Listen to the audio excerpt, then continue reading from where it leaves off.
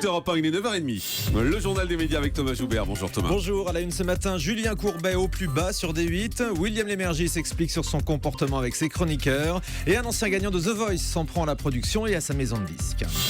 Et on commence donc avec la réaction de Julien Courbet après l'échec de son prime time samedi sur D8. Le grand match de la télé-réalité a fait plonger D8 à son plus bas historique. Seulement 150 000 téléspectateurs samedi soir et 0,8% de part de marché.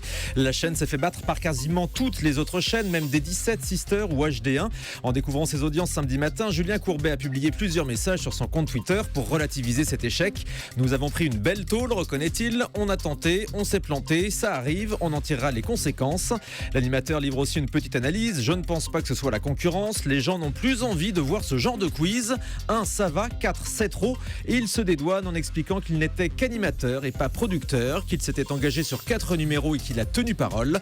Ces primes étaient produits par Cyril Hanouna, qui va peut-être devoir trouver un autre animateur si D8 poursuit ses quiz. Voilà, ce qui est étonnant, c'est qu'il se dédouane comme ça en disant c'est pas moi, j'étais juste l'animateur. Juste animateur, pas producteur. Dans ce cas-là, si l'émission n'est pas bien, faut pas la faire, quoi. C'est la chose la plus simple en général. Et ça évite ensuite d'avoir à se justifier par rapport à ce qui a été fait.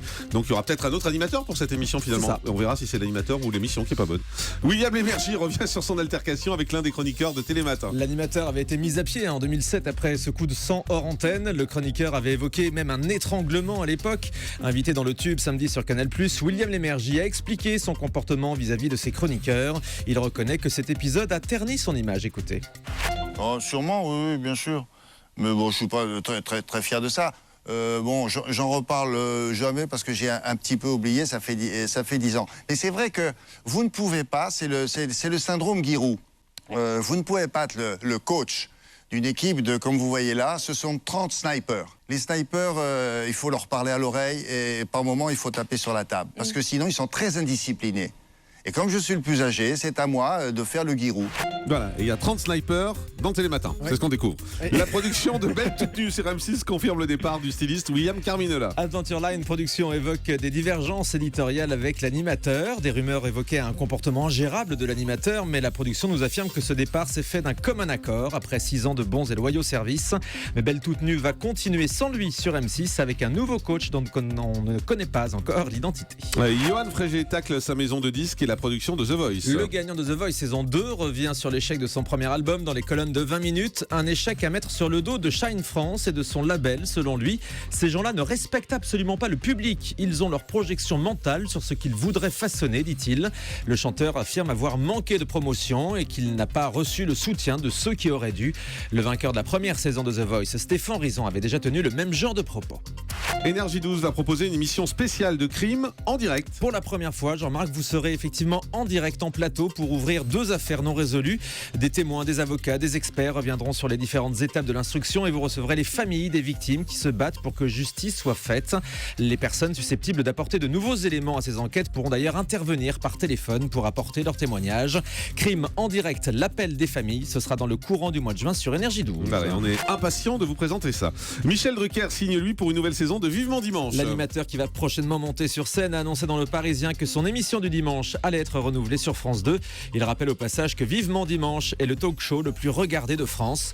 Michel Drucker devrait aussi conserver la présentation du grand show avec des artistes le samedi soir. Pierre Bellemare va faire une apparition dans Plus belle la vie. La scène a été tournée vendredi à Marseille. Tout est parti d'un délire de Cyril Hanouna dans Les Pieds dans le plat sur Europe 1 en mars dernier.